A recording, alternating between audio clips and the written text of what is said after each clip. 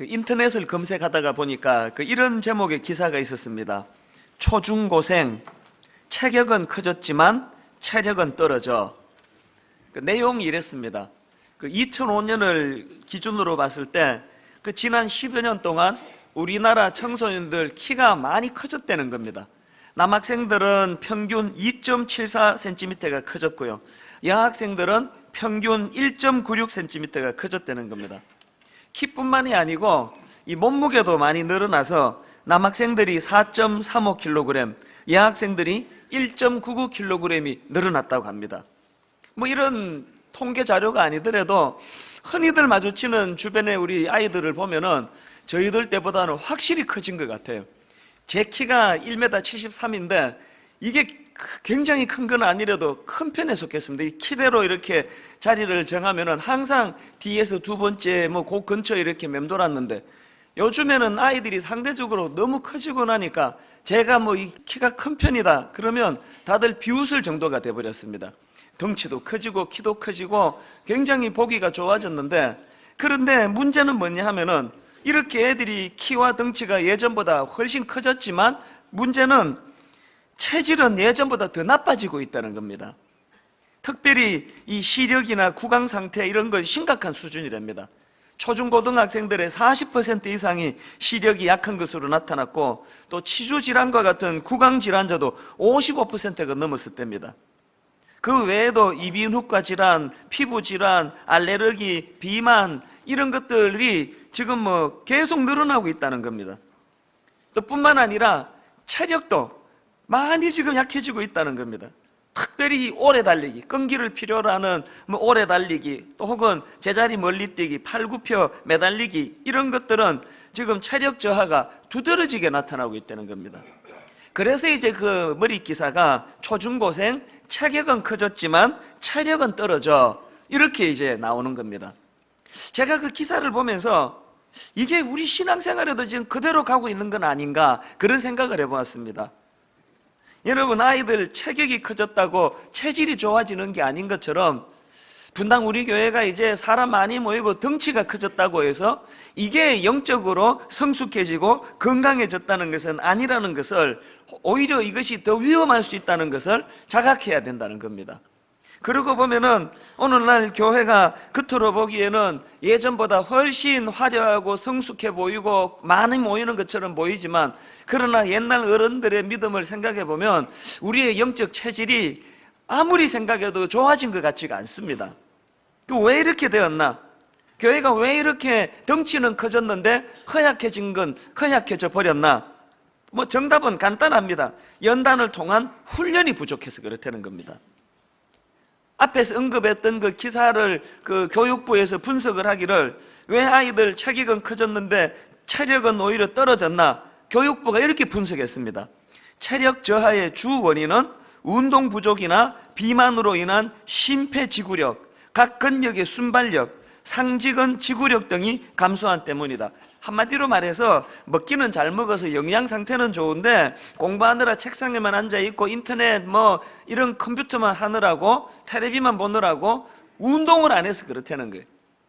이게 딱 우리의 지금 상황, 영적인 상황 아닐까, 이런 생각을 해봅니다. 제가 안식년으로 LA를 가서 보니까 처음에 제가 참 특이한 걸 봤는데요, 애들이 수시로 그냥 때를 지어가지고 길거리를 막 이렇게 조깅을 하는 거예요. 그래서 저게 뭔지를 몰랐는데 알고 봤더니 그게 수업의 일환이래요. 그래서 LA에서는 청소년들을 교실에만 가둬놓지 않고 또 자기 운동장만 돌게 하는 게 아니고 길거리를 뛰게 해요. 보니까 그 뜨거운 사막 열기에 LA가 얼마나 덥습니까? 애들이 땀을 뻘뻘 흘리면, 이게 만화로 그렸으면 혓바닥 이만큼 나왔을 거예요. 정신없이 뛰는 거예요. 헥헥거리면서. 제가 그걸 보니까 참 신기하더라고요. 이게 수시로 그래요, 수시로. 이곳저곳에서 애들이 거리를 뛰는 거예요. 이게 한국의 우리 중고등부랑 결정적인 차이구나 생각을 했습니다. 그러고 생각해 보니까요, 제가 미국에서 대학 공부를 할 때 보면은 이게 체력에서 안 됩니다. 딱 시험 기간 되면 얘들은요 3일 밤 4일 밤 날밤을 새도 끄떡이 없어요. 우리는 하루 그러거나 두통 오고 죽을 것 같고 이러니까 체력이 안 되는 거예요. 이게 왜 그런가 비결을 제가 알았는데, 중고등학교 때 학교에서 체력을 강하게 만들어주는 겁니다. 우리나라 교육은 지금 완전히 거꾸로 가는 것 같아요. 그 병아리 같은 어린 애들을 가지고 24시간 닥달을 해가지고요, 우리 집 애들도 보니까 이것들이 체력이 우리 집에서 제가 제일 강해요. 뭐 조금만 그러면 막 피곤해 죽겠다 그러고 어지럽다 그러고 막 지구가 돕니다 막 이러니까, 이게 뭐 내가 상전을 모시고 사는 것 같아요. 왜 이렇게 되었나? 운동 안 해서 그런 거예요. 제가 LA에 있는 학교의 교장 선생님들이 애들을 막 길거리로 내몰면서 그렇게 가혹하게 그렇게 훈련시키는, 그게 바로 우리 하나님의 영적인 모습이 아닐까, 그런 생각을 해보았습니다. 그러다가 불쑥 떠올랐던 게, 지금 여러분 보세요. 성령의 9가지 열매 중에 오늘 살펴보는 하나가 뭡니까? 오래 참음이에요. 자, 성령의 열매 중에 오래 참음이라는 덕목이 있다는 게 뭘 의미할까요? 우리 신앙생활이라는 것은, 영적인 생활이라는 것은 이 오래 참음, 인내라는 덕목이 반드시 필요할 만큼 힘들다는 것을 전제로 하는 거 아니냐고요. 그러고 보니까 우리가 신앙생활을 참 엉터리로 하고 있는 거예요. 나약하게 하는 거예요. 사실 지금처럼 뭐 신앙생활 할 것 같으면 오래 참으면 빼도 돼요. 필요 없습니다. 뭐 써먹을 일이 있어야죠. 온통 우리 신앙생활이라는 것은 뭐 하나님 다 하세요 아니에요. 기도 안 하는 것도 문제지만 기도를 좀 하는 것도 보면은 내용이 전부 다 문제예요. 여러분 기도를 녹음해서 한번 들어보세요. 99.9%가 주세요 아닙니까? 해 주시옵소서. 왜 또 고대문만 그렇게 쉰소리를 내는지 모르겠습니다. 주시옵소서, 주시옵소서, 주시옵소서. 뭐 기도가 뭐 처음부터 끝까지 주시옵소서 아닙니까? 그리고는 뭐 그분 얘기 들을 겨를도 없이 자기 거 다 쏟아놓고는 이제 안 준다 그럴까봐 그런 것 같아요. 서둘러가지고 예수님 이름으로 기도합니다 끝내버리는 거 아닙니까? 기도는 주시옵소서로 구성되는 것만이 아니고, 내가 하겠습니다, 내가 달리겠습니다, 내가 연단하겠습니다. 그 뜨거운 그 모래 사막, 예를 들면 LA가 사막, 모래 사막은 아니라도 막 그 건조하고 뜨겁고 그 떼약볕이 내리 쪼이는데 잔인하게 애들을 길거리로 내몰아가지고 막 정신없이 굴리는 것처럼, 그렇게 애들을 굴리는 것은 그걸 강하게 만들기 위해, 체력적으로 강하게 만들려는 그런 교육 의도가 있다면, 성령님께서 그분의 열매 중에 하나가 오래 참음, 이것을 주시면서 이 오래 참음이 필요한 게 뭔지 알겠지? 연단받아야 돼, 강해져야 돼, 훈련해야 돼, 약해지지 마. 우리들의 신앙생활의 전반적인 이런 부분에 있어서 저부터가 영적인 체질이 많이 약해져 있다는 것을 시인하지 않을 수가 없는 거예요. 그래서 저는 오늘 성령의 열매 중에 하나가 오래 참음이라는 이 사실을 새롭게 자각하실 뿐만 아니라 이 성령의 열매를 좀 써먹는 일이 있기를 바랍니다. 힘들고 그냥 막 어질어질하고 막 죽을 것 같고 피곤하고 이런 연단이 있을 때야말로 비로소 맞다, 성령의 열매 중에 이 오래 참음 이게 있지, 그 자각할 수가 있다는 거예요. 그래서 저는 이런 맥락에서 이제 이 오늘 살펴보게 될 오래 참음, 이것이 참 중요하다고 생각하는데요, 이제 이것을 좀 제가 설명드리려고 하는데, 이 오래 참음과 연관해서 제가 설명을 할 때 이 크로노스와 카이로스로 이것을 설명하기를 원합니다. 이게 뭐냐면요, 헬라어로 시간 혹은 때 이런 것들을 표현하는 단어가 두 개 있는데, 하나는 크로노스이고 하나는 카이로스예요. 크로노스는 뭐냐? 한마디로 말하면 그냥 단순히 흘러가는 이 시간, 이게 바로 크로노스예요.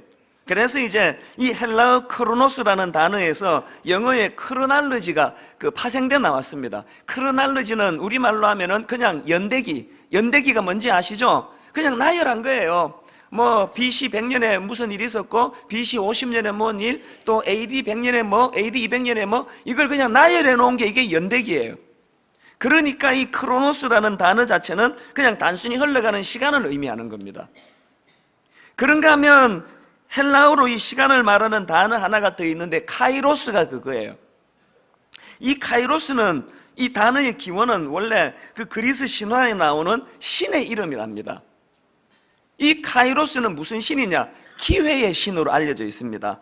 그래서 이제 그 이탈리아에 있는 토리노 박물관에 가면은 이 카이로스 신을 그 형상화해서 조각을 만들어 놨는데 모양이 되게 우스꽝스럽습니다.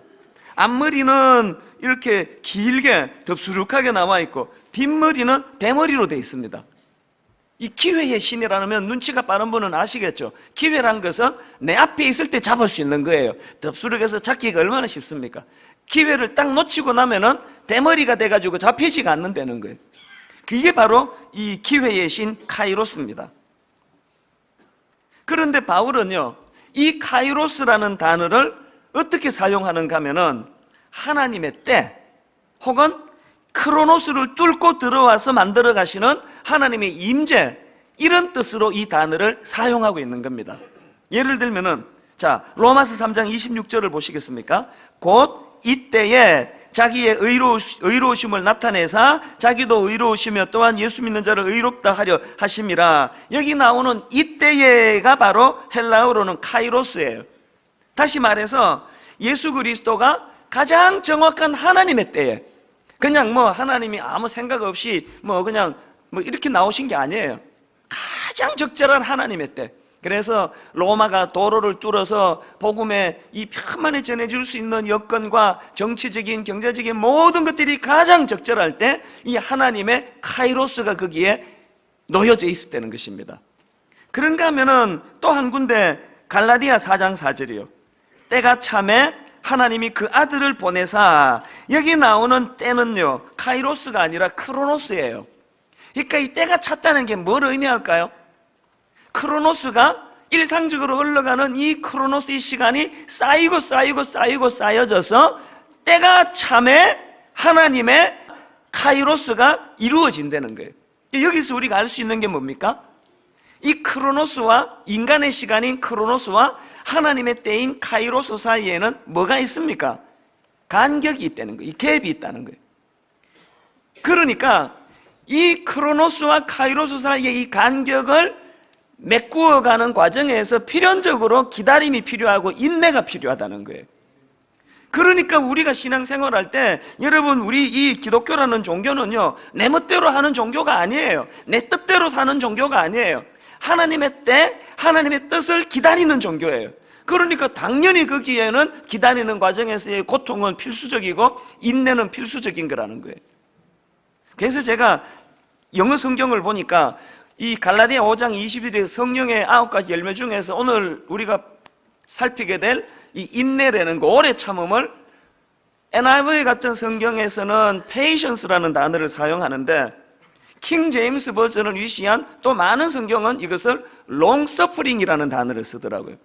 같이 이거 오래 참다라는 뜻을 가지고 있지만 long suffering이라는 단어는 뭐가 강조됐습니까? 글자 그대로 오랜 고통을 수반하는 차원에서의 인내를 말한다는 겁니다. 그래서 우리가 신앙생활 하는데 마음이 힘들고 답답하고 아프고 인내하는 과정에서 너무나 많은 여러 가지 그런 고통이 수반이 된다면 그건 아주 정상적인 과정을 가고 있는 것입니다. 이런 과정을 통해서 우리가 성숙해진다는 것입니다. 그렇기 때문에 이제 우리가 삶 속에서 구현해내야 될 인내들을 좀 살펴봐야 되는데요, 다 같은 뿌리지만 굳이 구분하자면 저는 이걸 두 갈래로 나누어서 설명을 드리고 싶습니다. 우리가 구현해내야 될 인내 중에 첫 번째가 뭐냐? 하나는 일상생활 속에서의 인내입니다. 우리 주변에서 일어나는 대부분의 비극적인 일들은 다 이 삶 속에서의 인내를 구현해내지 못한 데서 기인하는 것입니다. 예를 들어 볼까요? 아브라함이요, 하나님께서 그를 축복하시고 그래서 이제 그가 고향을 떠나라고 하신 하나님 말씀을 들을 때가 75세예요. 그 축복의 요지는 여러분 다 아시잖아요. 하나님께서 자녀를 통하여, 자손을 통하여 이제 축복해 주시겠다. 그런데 아브라함에게는 아들이 없어요. 자식이 없어요. 그러니까 이제 하나님이 이제 자식을 주시겠구나. 근데 10년이 지나도 애가 안 생기는 거예요. 이게 한 20대 같으면은 기다린다 하지만 이제 완전히 고령인데 조급해질 거 아닙니까? 그래서 이제 아브라함이 하나님의 때에 카이로스를 더 이상 인내하지 못해가지고 어떡합니까? 여종 하갈을 통해가지고 아들을 낳습니다. 그랬더니 이것이 얼마나 그 가정에 비극을 가져다 줍니까? 그 여자도 참 이상해요. 자기가 종인데 그 주인의 애를 임신하는 순간 그 하늘 같은 주인 마님에 대하여 태도가 달라지는 거예요. 막 무시하고, 애도 못 낳는 여자가 나는 지금 주인의 아이를 임신했다고 그러면서 그 주인 마님을 무시하는 태도를 가지니까 또 그쪽 여자가 가만히 있겠습니까? 사라가 또 열받아가지고 막 엄청 핍박을 가하고 그러니까 그 다음에는 이제 또 이 하갈이 그 종이 견디지를 못해가지고 광야로 도망을 가고 뭐 막 집안이 막 복잡해지는 거 아닙니까? 어디서 기인한 문제예요? 하나님의 때를 기다리지 못할 때 이런 비극이 일어난다는 거예요. 야곱의 어머니 리브가도 마찬가지. 이 어머니들 잘 들으셔야 됩니다. 리브가가 그 쌍둥이를 임신하고 이제 아기를 낳을 때 하나님이 그에게 분명히 약속의 말씀을 주셨습니다. 뭘 주셨습니까? 창세기 25장 23절을 보세요. 여호와께서 그에게 이르시되 두 국민이 내 태중에 있구나. 두 민족이 내 복중에서부터 나누이리라. 이 족속이 저 족속보다 강하겠고, 그 다음 보세요. 큰 자가 어린 자를 섬기리라 하셨더라. 이 하나님의 약속을 분명히 받았는데 하나님의 약속은 말씀은 저 멀리 있고 눈에 보이는 그 부실한 아들은 눈앞에 있는 거예요. 보니까 큰아들은 그냥 씩씩해요. 사내다워요. 막 그냥 남자다워서 보는 사람마다 사회 삼으면 좋겠다 막 멋있어 하는데, 이 자기가 보기 그 둘째 야곱은 너무 부실한 거예요. 이 사내 같지도 않고 맨날 집에서 공기놀이 나오고 뭐 요리학원 다녀볼까 이런 소리 나고 그러니까 엄마가 그냥 막 속이 터지는 거예요. 게다가 그 남편이 이제 편애를 막 노골적으로 하는 거예요. 막 큰애만 이뻐하고 큰애만 사랑하고, 야 네가 그냥 너무 멋있다 그러고 이러니까 엄마 입장에서 얼마나 속상해요. 그래가지고는 그 엄마가 무슨 짓을 저지릅니까? 그 둘째 아들 야곱을 사주해가지고 네 아버지 장자권을 훔쳐봐라, 그렇게라도 뺏어봐라. 얼마나 사랑했으면 그러겠냐고요. 그런데 여러분, 그 어머니 리브가가 결정적으로 실수한 게 뭐예요? 하나님의 때를 기다리지 못하고 편법을 썼기 때문에, 그 일 때문에 여러분 그 아들이 잘 됐습니까? 야곱은 그 일 때문에 형제간에 완전히 원수를 맺고요, 집에서 살 수가 없어가지고 도망가가지고 외삼촌 집으로 도망가고, 더 비극이 뭔지 아시죠? 그 어머니 리브가는요, 그 사건 하나 때문에 죽을 때까지 그렇게 사랑했던 자기 아들 얼굴 못 보고 죽습니다. 이런 비극이 왜 일어났다고요? 분명히 하나님께서 그에게 약속의 말씀을 주셨는데 그 약속의 말씀을 믿고 하나님의 때 카이로스를 기다리지 못했기 때문에 일어난 비극 아닙니까? 이게 남의 일입니까 지금? 오늘 이 땅에 일어나는 수많은 가정에서 어머니들이 아이들에게 못할 짓 하는 게 이거 아닙니까? 하나님의 약속의 말씀은 저 멀리 있고 눈에 보이게 성적 받아오는 꼴을 보니까 이래가지고 뭐가 되겠나 싶으니까 자꾸 조급해지고, 조급하니까 그 남의 인생에 지나치게 개입해가지고, 그렇게 개입해서 잘 되면 괜찮아요. 애를 갖다가 그냥 막 엉망으로 만들어 놓은 게 다 그게 오늘 조급한 부모들 때문 아닙니까? 가장 좋은 것은요, 내버려 두는 게 가장 좋습니다. 기도하면서 믿음을 가지면서 하나님께서 이 아들 이 땅에 보내실 때는 야곱처럼 반드시 이 아들을 보호하시고 이 아들을 통하여 일하실 줄로 나는 믿습니다. 이 믿음 가지고 하나님의 때를 인내로서 기다리고 있을 때, 때가 참에 하나님이 일하시게 될 줄로 믿습니다.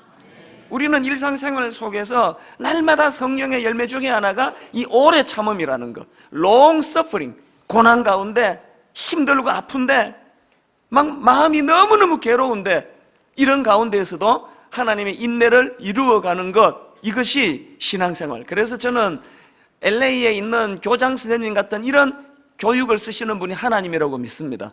오냐 내가 다 해줄게. 이게 힘들면 안 되지. 그래 쉬어라. 공부만 하면 된다. 지금 우리가 자녀들을 얼마나 나쁘게 양육하고 있는지 모른다는. 그런가 하면은 두 번째로 우리가 구현해야 될 인내가 하나 더 있는데, 영적인 인내입니다. 신앙생활에 있어서 이 영적인 인내가 왜 중요한가 하면은 그게 신앙의 분명한 단계이기 때문에 그렇습니다. 생각해 보시면 여러분, 처음에 우리가 예수님을 만날 때 너무 기뻐요, 너무 황홀해요. 그런 단계가 있습니다. 저도 그랬습니다. 저는 목사 아들에다가 어머니 뱃속에서부터 교회를 다녔지만 정작 제가 신앙의 기쁨을 누렸던 것은 23살 때 미국 가서 주님을 만나고 얼마나 기뻤는지 몰라요. 여러분도 그런 경험 다 있으실 거예요. 문제는요, 그게 죽을 때까지 지속되지 않는다는 거예요. 그런 충만함이 있고 나면은 반드시 그 다음에 침체의 단계가 온다는 겁니다. 아무리 기도해도 하나님은 내 기도를 안 들어주시는 것 같고, 심지어는 하나님께서 나를 고통 가운데 방치해 놓는 것 같은 이런 깊은 고난이 찾아올 때가 반드시 있다는 거예요. 그래서 이 단계를 그 16세기 수도사 중에 한 사람이었던 요한이라는 분은 이것을 영혼의 밤이라고 이름을 정했습니다. 제랄드 메이라는 분이 이 16세기 수도사 요한이 가졌던 이 컨셉을 가지고 책을 쓴 제목이 이겁니다. 영혼의 어두운 밤. 그 책에 보면은요, 이 영혼의 밤을 그치는 동안에 얼마나 큰 고통이 그 도래하는지를 이렇게 묘사합니다. 내용을 한번 들어보십시오. 마치 나의 영혼이 사막에 있는 것처럼 다시금 사악한 기운이 커져가는 느낌을 받았습니다.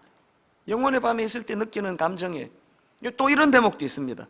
모든 사람들이 다 나의 적인 것 같다는 느낌을 받았을 때, 이게 영혼의 밤이에요. 혹시 여러분 중에 이런 단계가 있으세요? 말씀도 귀에 안 들어오고 기도도 안 되고 기도해봤자 응답도 없고 깊은 침륜에 빠져 사막에 혼자 툭 던져져 있는 것 같은 그런 단계에 여러분이 지금 계시다면 여러분의 그 단계가 얼마나 중요한지 몰라요. 왜냐하면 거기서부터 두 갈래 길이 펼쳐지기 때문이에요. 한 갈래는 뭐냐? 그 영혼의 밤의 단계를 잘 이겨내고 나면 이제 그 다음 단계에서 성숙의 단계로 나아가는 겁니다. 그 책에서 그 성숙의 단계를 이렇게 묘사합니다. 그러한 모호성과 집착 다음에 찾아온 하나님의 명료함, 사랑의 해방, 그리고 신뢰의 심오함은 영혼의 어두운 밤이 지니는 특징적인 구성 요소입니다. 영혼의 어두운 밤의 특징이 뭐라고요? 영적인 모호함이에요. 이 도대체 하나님이 계시긴 하나 이게? 이 하나님이 날 뭐 사랑하기는 하나? 이런 영혼의 모호함 단계를 거치고 나면은 건강한 하나님 사랑에 대한 명료함. 저는 기왕 신앙생활 하는데 여러분이 하나님이 여러분에게 모호한 존재가 아니라 여러분 인생의 명료한 존재로 자리 잡게 되시기 바랍니다. 그러려면은 영혼의 밤을 견뎌내야 돼요. 누구의 힘을 빌어? 성령의 힘을 빌어서 롱서퍼링이라고 하는 그 인내의 열매를 품고서 견뎌내야 되는 문제예요. 여기에 반해가지고 이 영혼의 밤을 잘못 보내고 나면 비참한 결과가 나타나는데 다시 예전으로 돌아가고자 하는 그런 위험성이 나타난다는 거예요. 바로 그 대표적인 사람이 누굽니까? 베드로예요.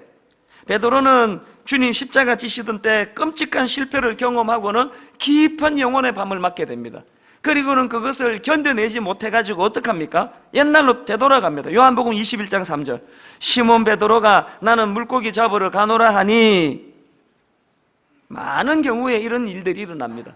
그런데 여러분 이 구절을 자세히 보니까요, 그 극심한 영혼의 밤을 이겨내지 못하고 옛날로 되돌아가는 것이 거기서 아무 유익을 얻지 못하는 게, 자 3절을 다시 한번 보세요. 시몬 베드로가 나는 물고기 잡으러 가노라 하니 그들이 우리도 함께 가겠다 하고 나가서 배에 올랐으나 그 다음 보세요. 그날 밤에 아무것도 잡지 못하였더니, 이게 저는 상징적으로 참 저에게 교훈을 줍니다. 비록 내 인생에 영적인 영혼의 밤이 찾아오고 하나님 저 멀리 계시는 것 같고 마음이 너무 힘든다 할지라도 옛날로 돌아가서 소용없습니다. 왜? 옛날로 돌아가서는 아무것도 잡지 못하더니 어떻게 해야 됩니까? 오늘 우리가 싸워야 돼요. 누가복음 21장 19절 말씀을 꼭 기억하십시오. 너희의 뭐로? 인내로 너희의 영혼을 얻으리라. 이 구절을 잊으시면 안 됩니다. 우리의 인내로 얻게 되는 것이 우리의 영적 성숙이라는 것입니다. 그렇기 때문에 여러분 로마서 5장에 있는 이 영적인 원리들을 잘 보셔야 되는데요. 자, 로마서 5장 1절 2절을 한번 보십시오. 우리 한 목소리로 같이 읽어보시겠습니다. 그러므로 우리가 믿음으로 의롭다 하심을 받았으니 우리 주 예수 그리스도로 말미암아 하나님과 화평을 누리자. 또한 그로 말미암아 우리가 믿음으로 서 있는 이 은혜에 들어감을 얻었으며 하나님의 영광을 바라고 즐거워하느니라. 자, 여러분 이런 단계 너무 기쁘고 너무 즐겁고 주님으로 인하여 행복한 그런 단계가 와요. 문제가 뭡니까? 영원히 이렇게 끝나지가 않는다는 거예요. 3절에 가슴 아픈 반전이 일어나요. 3절에 보니까요, 다만 이뿐 아니라 이렇게 시작되는 대반전인 환란이 기다리고 있다는 거예요. 왜 하나님은 이 1절과 2절의 즐거운 상태, 기쁜 상태, 하나님과 화평 누리는 자들이 누리는 행복을 내버려 두지 않고 그것으로 끝나지 않고 다만 이뿐 아니라 라는 이 냉정한 대반전을 왜 하나님 주세요? 왜 주신다고요? 3절 4절에 답이 나와 있습니다. 보세요. 다만 이뿐 아니라 우리가 환난 중에도 즐거워하나니 이는 환난은 인내를, 인내는 연단을, 연단은 소망을 이루는 줄 알미로다. 거듭 강조하지만 LA에 있는 그 중고등학교에서 애들을 그 그늘에 쉬지 않도록 하고 그 땡볕아들로 등을 떠밀어서 길거리를 뛰게 만드는 것은 그것이 그 아이들에게 유익하기 때문이라는 거예요. 그래서 저는 이 로마서 5장을 읽으면서요, 우리 삶의 영혼이 밤에 찾아올 때 해야 될 두 가지를 저는 여기서 힌트를 얻습니다. 우리가 살아가다가 인생의 또 영육간의 영혼의 밤이 찾아오면 해야 될 첫째, 소망을 갖는 거예요. 소망. 이 소망이야말로 영혼의 밤을 견뎌내는 힘이라는 거예요. 자, 야고보서 5장 7절을 한번 보십시오. 그러므로 형제들아 주의 강림하시기까지 어떻게 하라고요? 길이 참으라. 이게 신앙이에요. 길이 참으라. long suffering. 그냥 참는 게 아니고 그 다음 보니까요, 보라. 뭘 보라 그럽니까? 농부가 땅에서 나는 귀한 열매를 바라고 길이 참아 이른 비와 늦은 비를 기다리나니. 이게 참 놀라운 이야기 아닙니까? 농부가 씨앗을 심으면 그 다음날 열매 납니까? 오랜 기다림이 필요한데 그 농부가 무슨 힘으로 버틴다고요? 소망의 힘. 반드시 열매가 난다. 이 소망의 힘. 리브가가 이 믿음이 없어서 그 자식을 망하게 만든 케이스. 망하기라기보다 그런 고생의 길로 몰고 가게 된 그런 결과를 가져온 거 아니겠습니까? 예수님도 마찬가지예요. 자, 히브리서 12장 2절입니다. 믿음의 주요 또 온전케 하시는 이인 예수를 바라보자. 어떤 예수님을 보라 그러냐 보니까 그는 그 앞에 있는 기쁨을 위하여 십자가를 참으사 부끄러움을 개의치 아니하시더니 하나님 보좌 우편에 앉으셨느니라. 주님의 십자가가 얼마나 인내가 필요한 겁니까? 오래 참음이 필요한 겁니까? 그 수많은 군병들을 위시한 사람들의 조롱을 감내해야 되고 또 육신적인 극한의 그 고난을 감당해야 되고 영적으로도 성부 하나님으로부터 버림받는, 그래서 십자가에서는 아버지라고 부르지를 못합니다. 객관적으로 그냥 나의 하나님, 나의 하나님. 그런 절망적인 상황을 주님이 다 이겨내셨는데 그때 이겨낼 수 있었던 원동력이 뭐냐 하니까 그게 바로 소망이에요. 이 일이 끝나고 장차 기쁨을 위하여 십자가를 내가 참을 수 있었다는 거예요. 욥도 마찬가지예요. 욥기 23장 10절에 나의 가는 길을 오직 그가 아시나니 그가 나를 단련하신 후에는 내가 순금같이 나오리라. 옛날 성경에 정금같이 나오리라. 저는요, 죽으면은 그 천국 가서 그 만나보고 싶은 사람 참 많아요. 근데 그 중에 하나 만나고 싶은 게 욥의 마누라예요. 나 이 여자가 어떻게 생긴 여자인지 너무 궁금해요. 세상에 남편이 요즘으로 치면은 IMF로 재산 다 날리고 빚더미에 올라가고 몸은 불치의 병에 걸려가지고 다 죽어가는데 세상에 남자가 그러면은 그 미움거려가지고 먹어가면서 용기 주고 힘내시라고 그러고 내가 어떻게 해보겠다. 이게 정상 아닙니까? 이 여자는 그냥 남편이 그렇게 절망적인 상황에 있어서 죽어버리라. 니 같은 거 죽는 게 낫다. 니도 고생이고 나도 고생이고 이랬다고 막 죽어버리라고 막 이런 저주를 퍼부으니까 뭐 이런 여자가 다 있느냐는 거예요. 그래서 진짜 천국 가면 내 꼭 만나보면 묻고 싶어요. 왜 그렇게 했냐고. 혹시 우리 중에 그 욥의 마누라 비슷한 분들 계세요? 회개하시기 바랍니다. 격려해주고 세워줘야 되는데 그냥 그렇게 남자를 그렇게 못살게 굴고 그러는데 또 이제 또 욥의 친구들도 마찬가지예요.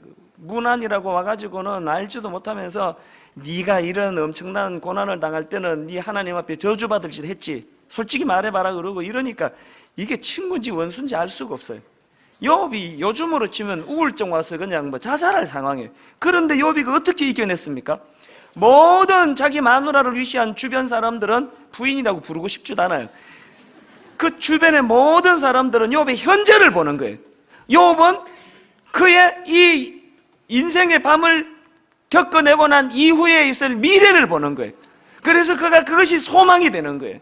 오늘 우리 삶 가운데 인생의 밤이 찾아오고 고난의 밤이 찾아오고 내가 광야에 던져진 것 같고 모든 사람들이 내게 등을 돌리는 것 같은 낙심된 상황이 있다면 현재 그 모습에 몰두하는 것이 아니라 무엇에? 장차 누리게 될 하나님의 영광의 소망을 바라보라는 거예요. 주님이 십자가에서 그 원리를 사용하셨고 욥이 고난 가운데 그 원리를 사용하셨다는 거예요. 그런가 하면 두 번째로 고난이 찾아올 때 뭘 해야 되느냐? 성령님 의지하라는 겁니다. 이거 기억하세요. 여러분 인생의 고난의 밤이 찾아오잖아요. 그러면 그것은 영적으로 여러분 앞에 성령님이 영혼에 문 두드리는 소리라 보시면 정확합니다.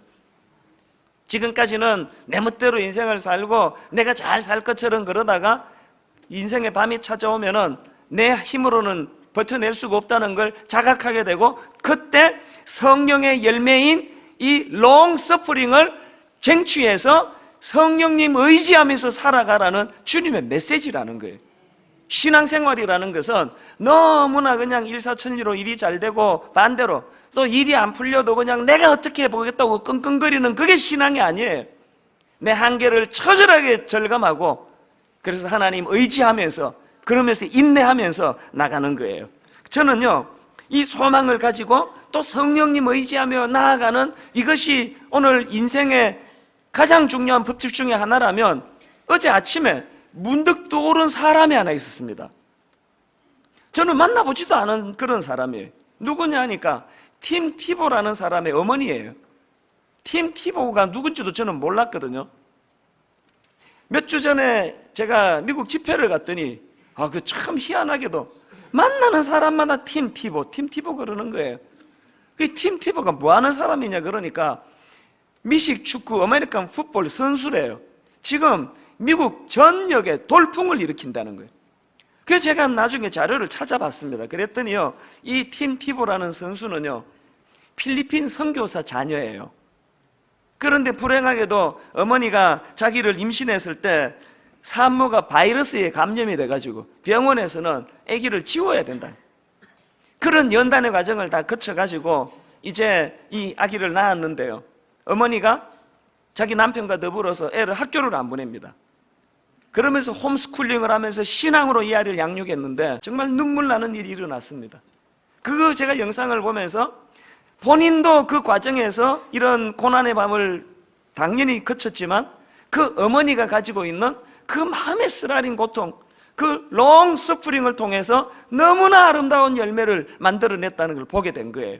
하나님 우리에게 주신 자녀, 우리 가정, 내 삶 속에 하나님 크고 작은 자리에서 저렇게 하나님의 영광을 드러내고 사랑 구실하며 살기까지 이면에 얼마나 많은 오래 참음이 거기에 버티고 있었는지 자각을 하고 혹시나 여러분 중에도 인생의 밤이 거쳐가고 자녀의 문제로 씨름하고 가정에 어려움이 있다면 다시 한번 이 두 가지 소망을 가지고 욥처럼 현재의 고통을 보는 게 아니라 이 고통 너머의 미래를 볼 줄 아는 영안을 열게 되고 무엇보다 성령님 의지에서 성령의 열매인 오래 참음을 가지고 이제 다시 한번 내가 견뎌내야 되겠다, 견뎌낼 수 있다, 이 소망을 가지고 달려나가는 그런 저와 여러분 되시기를 주님 이름으로 축원합니다.